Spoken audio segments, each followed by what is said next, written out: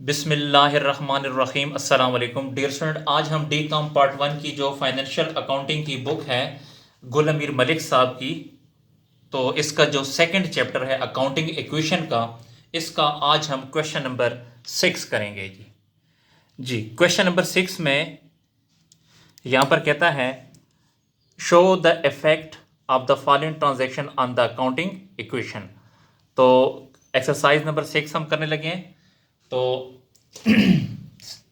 पहले की भी मैंने आपको बताया था कि जब भी हम अकाउंटिंग इक्वेशन का क्वेश्चन करते हैं तो कोशिश किया करें कि पहला कॉलम, उसके बाद डबल लाइन, फिर उसके बाद आपने 5 कॉलम बनाने हैं, 1 2 3 4 एंड 5, फिर डबल लाइन, उसके बाद फिर आखिरी 2 कॉलम। तो जो लास्ट वाले 2 कॉलम होते हैं उसमें पहले कॉलम में कैपिटल लिखते हैं और अगले कॉलम में अकाउंट पेबल लिखते हैं। फर्स्ट कॉलम में डेट लिखेंगे और बाकी जो दरमियान में 5 या 4 कॉलम होंगे इसमें हम एसेट्स लिखेंगे। तो एक्सरसाइज नंबर 6 आज हम करेंगे। इसमें कहता है कि स्टार्टेड बिजनेस विद कैश 50,000। हमने 50,000 रुपए से कारोबार शुरू किया है। तो देखें, कैश से कारोबार शुरू किया तो सबसे पहले यहाँ पे कैश का कॉलम बनाए, तो यहाँ पे लिखें कैश 50,000 रुपए से कारोबार शुरू किया है।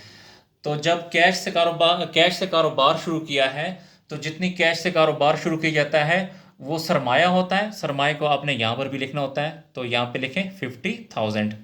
50,000 कैश से कारोबार शुरू किया और वही 50,000 आपने कैपिटल में भी लिखना है। ये फर्स्ट डेट थी जी। उसके बाद जो नेक्स्ट डेट है सेकंड को यहाँ पे लिखें, सेकंड डेट लिखेंगे और इसमें कहता है deposited 15,000 in the bank. Deposited 15,000 in the bank, हमने 50,000 रुपया बैंक में जमा करा दिया। देखें, जब हमने 50,000 रुपया बैंक में जमा कराया है तो हमसे कैश गया है, तो कैश में से माइनस करें 50,000, सॉरी 15,000। हमने ये 15,000 कैश बैंक में जमा कराया है तो यहां पे बैंक का कॉलम बनेगा। ये बैंक में 15,000 आ गया जी। दोबारा सुने, हमने 15,000 कैश बैंक में जमा कराया है तो कैश हमसे गया है, तो जब कैश जाएगा तो आपने कैश में से माइनस कर देना है। ये कहां पर गया है? बैंक में, तो बैंक का कॉलम बनेगा और यहां पे बैंक में 15,000 आ गया है जी। अब इसको क्लोज करते हैं।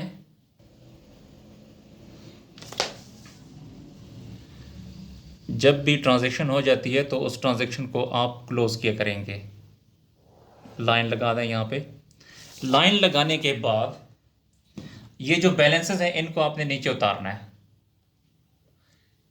50,000 में से 15,000 को माइनस करेंगे 35,000 आ जाएगा। यहाँ पे लिखें 35,000। ये 15,000 इसको भी नीचे ले आए, ये जो 50,000 है इसको भी नीचे ले आए। उसके बाद अब हम नेक्स्ट एंट्री करेंगे। तो नेक्स्ट एंट्री में 10 तारीख को कहता है परचेज मर्चेंडाइज फॉर कैश 2,000। हमने 2,000 रुपए की मर्चेंडाइज खरीदी है, फॉर कैश, नकद खरीदी है। तो देखें, जब हमने 2,000 की मर्चेंडाइज नकद खरीदी है तो हमने उसे कैश दिया है, तो जब यानी कैश हमसे चला गया, जब कैश जाएगा तो कैश में से माइनस कर दें 2,000। ये हमने 2,000 की मर्चेंडाइज नकद खरीदी है। आगे कहता है and on account from Aslam, और असलम से उधार पे खरीदी हैं। याद रखिएगा बच्चों, जब भी लफ्ज ये ऑन अकाउंट आता है या किसी बंदे का नाम आ जाए तो इसका मतलब ये होता है कि ये हमने अशिया उधार पे खरीदी हैं। तो उधार पे जो हमने मर्चेंडाइज खरीदी हैं वो 7,000 की हैं। तो देखें, जब हमने उधार पे 7,000 की मर्चेंडाइज खरीदी हैं तो हमने पैसे देने हैं, देने वाले पैसों को अकाउंट पेबल में लिखते हैं। तो यहाँ पे लिखें 7,000। तो देखिए, हमने 2,000 की नकद मर्चेंडाइज खरीदी है और 7,000 की उधार पे खरीदी है, तो टोटल मर्चेंडाइज हमारे पास 9,000 की आ गई। तो यहां पे लिखें मर्चेंडाइज 9,000। मर्चेंडाइज यहां पे 9,000। तो ये आ गया 9,000। अब दोबारा आपने इसको क्लोज करना है, यानी लाइन लगानी है। जब भी ट्रांजैक्शन कंप्लीट हो जाए तो आपने इसको क्लोज करना होगा। क्लोज करने के बाद अब यहां पर देखें, यहां पे लिखेंगे बैलेंस 35 माइनस 2000, तो यहां पर आ जाएगा 33,000। ये 15,000 इसको भी यहां नीचे ले आए, 9,000 को भी यहां नीचे ले आए, ये 50,000 को भी यहाँ पे नीचे लिखें और ये 7,000 को भी यहाँ लिख लें जी। उसके बाद जो नेक्स्ट ट्रांजैक्शन है, ट्रांजैक्शन नंबर 10 जी, दोबारा 10 को ही ट्रांजैक्शन है। Paid carriage on merchandise purchased, कहता है paid carriage on merchandise purchase, हमने कैरेज पे कर दिया। कैरेज मीन किराया, जो हमने अशिया खरीदी थी उसका हमने किराया पे किया है 150। देखें जो कैरेज होता है ये एक्सपेंस होता है, यानी हमने एक्सपेंस की अदायगी कर दी, किराया पे कर दिया, एक्सपेंस की अदायगी कर दी। तो याद रखें जब भी हम एक्सपेंस की अदायगी करेंगे तो कैश में से माइनस करेंगे और कैपिटल में से माइनस करेंगे, कैश में से माइनस और कैपिटल में से माइनस। अब दोबारा आपने इसको क्लोज करना है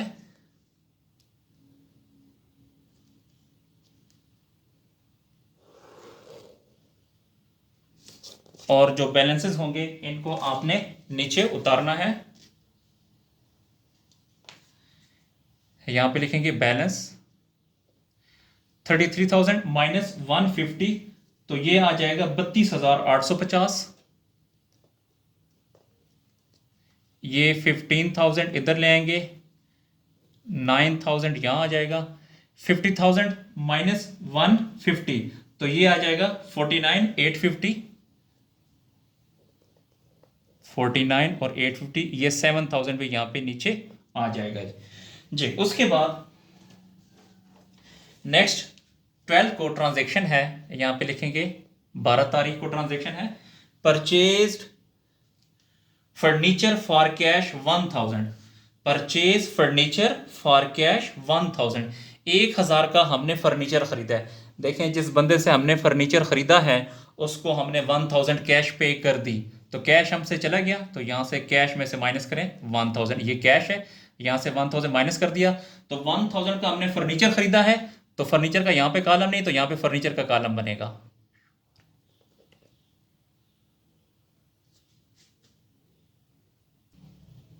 फर्नीचर हमने 1,000 का खरीदा है, तो फर्नीचर के कॉलम में लिखेंगे 1,000।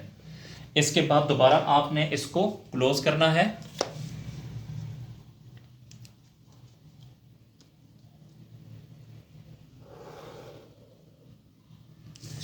क्लोज करने के बाद दोबारा ये माइनस करेंगे, 32,850 में से 1,000 माइनस करें तो 31,850, यहाँ पे लिखेंगे बैलेंस। ये 15,000 इसको भी नीचे ले आए, 9,000 को नीचे ले आए, 1,000 को और 49,850 को नीचे ले आए और यहाँ पे 7,000 को नीचे ले आए। 12 तारीख के बाद जो नेक्स्ट डेट है वो 17 है, तो यहाँ पे लिखेंगे 17 जी। 17 को कहता है sold merchandise on account to Bashir. जी मैंने आपसे पहले भी कहा था जब भी नाम आ जाए तो वो उधार की एंट्री होती है, तो यहां पर कहता है sold merchandise on account to Bashir, हमने बशीर पे सेल की है। तो देखें जब हमने बशीर पे सेल की है उधार पे, तो हमें पैसे मिलेंगे, मिलने वाले पैसों को अकाउंट रिसीवेबल कहते हैं, तो यहां पे लिखें अकाउंट रिसीवेबल जी। 1,500 रुपए की हमने सेल की है तो हमें 1,500 रुपया मिलेगा, यहां पे लिखें 1,500 और कॉस्ट 1,000। जी बच्चों ये बात याद रखें कि जब भी लफ्ज कॉस्ट आएगा तो आपने मर्चेंडाइज में से माइनस करनी है, यहां से मर्चेंडाइज में से हमने 1,000 माइनस कर दिया। इसका मतलब क्या है, इसका मतलब यह है कि 1,000 की मर्चेंडाइज थी, अशिया थी, और उसको हमने बेचा कितने में, 1,500 में। तो देखें 1,000 की चीजें थी तो 1,500 में बिकी हैं, कितना प्रॉफिट हुआ, 500। वो जो प्रॉफिट होता है उसको अपने कैपिटल में प्लस कर देना है, तो ये कैपिटल में हमने प्लस कर दिया। अब दोबारा आपने इसको क्लोज करना है, तो लाइन लगाएं,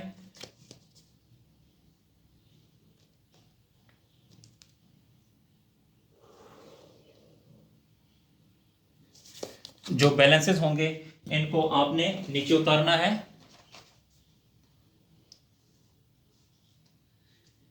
ये एज इट इज यहाँ पर आ जाएगा, तो यहाँ पे लिखेंगे बैलेंस 31,850, 15,000 एज इट इज आएगा। 9,000 में से 1,000 को माइनस करें तो 8,000 आ जाएगा। ये 1,000 यहाँ पे नीचे आ जाएगा। ये 1,500 भी यहाँ पे लिखेंगे। 49,850 जमा 500, इससे आ जाएगा 50,350। इन दोनों को जमा किया तो 50,350। ये 7,000 इसको भी यहाँ पे नीचे उतार लेते हैं। 17 तारीख के बाद फिर 21 तारीख को पेड कैश, यहाँ पे लिखेंगे 21 तारीख को पेड कैश। कैश हमने पे कर दिया, कैश हमसे चली गई तो कैश में से माइनस करें 3,500। पेड कैश टू असलम 3,500, हमने असलम को कैश पे कर दी 3,500। देखें असलम का नाम है, इसका मतलब ये था कि हमने कितनी पैसे पे करने थे 7,000। 7,000 में से हमने कितनी पेमेंट कर दी 3,500, तो यहाँ पे 3,500 माइनस कर देंगे। उसके बाद दोबारा आपने इसको क्लोज करना है, यहां पे लाइन लगा देंगे, इसको क्लोज करेंगे। क्लोज करने के बाद यहां पे लिखें बैलेंस।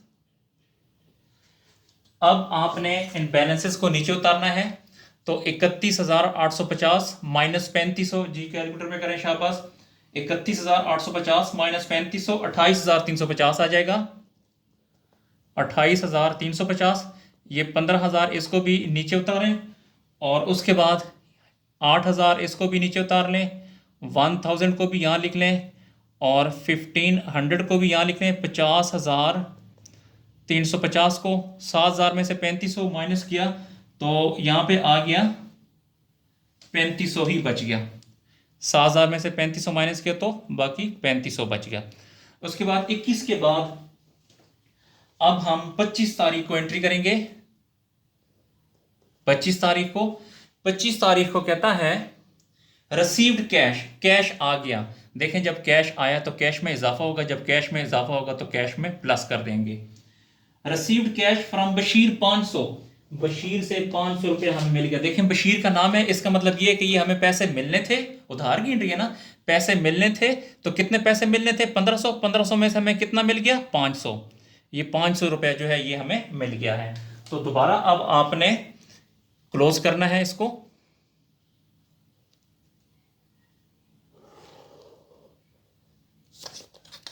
क्लोज करने के बाद आपने इसको माइनस ये बैलेंसेस को नीचे उतारेंगे, तो 28,350 और प्लस 500, तो ये आ जाएगा 28,850। यहां पे लिखेंगे बैलेंस। ये 15,000 इसको भी नीचे उतार लें, 8,000 को भी, 1,000 को।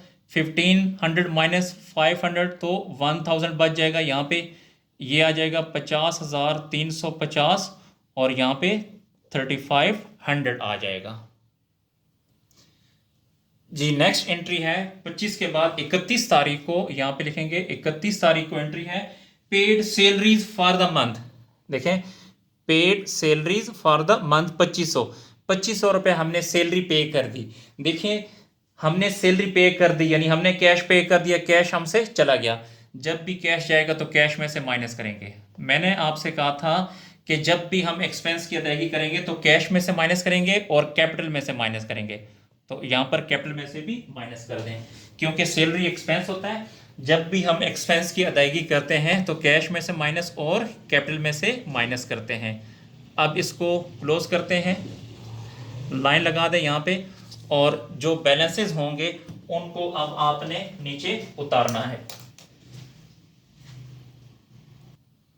जी। बैलेंसेस को नीचे उतारते हैं, यहां पे लिखें बैलेंस। 28,850 माइनस 2,500, 26,350 आ जाएगा। ये 15,000 इसको भी नीचे उतारें, 8,000 को नीचे उतारें, ये 1,000 को, ये भी 1,000 यहां पे नीचे आ जाएगा। 50,350 माइनस 2,500, इससे आ जाएगा 47,850, और ये 3,500 ये भी यहाँ पे नीचे उतार लें इसको। जी लास्ट ट्रांजैक्शन है 31 तारीख को, यहां पे लिखें 31 तारीख को लास्ट ट्रांजैक्शन है। विड्रू कैश 1000 कैश निकाला है, तो कैश में से 1000 चला गया, कैश में से 1000 माइनस कर दें। एंड मर्चेंडाइज 200 निकाली है, तो ये मर्चेंडाइज थी, मर्चेंडाइज में से 200 निकल गया, तो 200 की मर्चेंडाइज चली गई, तो मर्चेंडाइज में से 200 हमने माइनस कर दिया। फॉर पर्सनल यूज, जाती इस्तेमाल है। एक बात याद रखें, जब जाती इस्तेमाल कोई भी चीज होती है तो जाती इस्तेमाल के लिए जब भी कोई चाहे कैश निकालें चाहे मर्चेंडाइज निकालें तो वो आपने कैपिटल में से भी माइनस करना है, क्योंकि अब अगर जब भी आप अपने बिजनेस से कैश निकालते हैं तो आपके कैपिटल में कमी आती है। अगर बिजनेस से मर्चेंडाइज निकालते हैं तब भी आपके कैपिटल में कमी आती है। तो 1000 की आपने कैश निकाली है और 200 की मर्चेंडाइज निकाली है, तो टोटल कितना हो गया 1200। तो यहाँ पे कैपिटल में से 1200 माइनस करते हैं और दोबारा इसको क्लोज करें।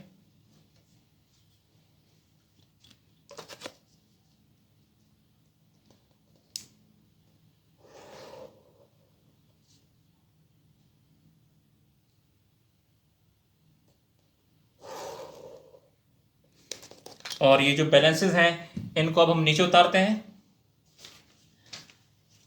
26,350 माइनस 1000, तो ये आ जाएगा 25,350। 25,350, ये 15,000 इधर आ जाएगा, और ये 8,000 माइनस 200 तो 7,800 यहाँ पे आ जाएगा। और उसके बाद ये 1,000 ये भी यहाँ लिख लें, ये 1,000 ये भी यहाँ आ जाएगा, और 47,850 माइनस 1200 इससे आ जाएगा 46,650, और ये 3,500 इसको भी नीचे ले आए यहाँ पे। अब इसके सामने भी लिखें बैलेंस। अब आपने इस तरह करना है कि ये जो डबल लाइन नजर आ रही है, इस डबल लाइन के इस साइड और डबल लाइन के साइड, डबल लाइन के साइड में ये और ये, इन दोनों को अगर हम ऐड करें तो 50,150 आता है। यहाँ पे इक्वल का साइन लगाएंगे, 50,150 यहाँ लिखेंगे। और उसके अलावा ये डबल लाइन से इस साइड पे 1 2 3 एंड 4 एंड 5 इन पांचों को जब प्लस करेंगे तो ये भी हमारे पास आ जाएगा 50,150। इसका मतलब ये है कि हमारा जो सवाल है ये ठीक है। अगर ये दोनों आपस में इक्वल ना होते तो फिर क्वेश्चन में कहीं गलती थी। जब ये दोनों आपस में इक्वल हो तो इसका मतलब ये है कि हमारा जो क्वेश्चन है वो बिल्कुल दुरुस्त है। चलो बच्चों इसको नोट करें जी, शाबाश, इसको नोट कर लें। डियर स्टूडेंट, जब भी आप वीडियो को वॉच करते तो इसको जूम करके वॉच किया करें। और अगर आपको क्वेश्चन में कहीं पर भी कोई प्रॉब्लम होता है, कहीं पे आपको समझ नहीं आती, तो आप कमेंट सेक्शन में जाके मुझसे पूछ सकते हैं। जी शुक्रिया, अल्लाह हाफिज़।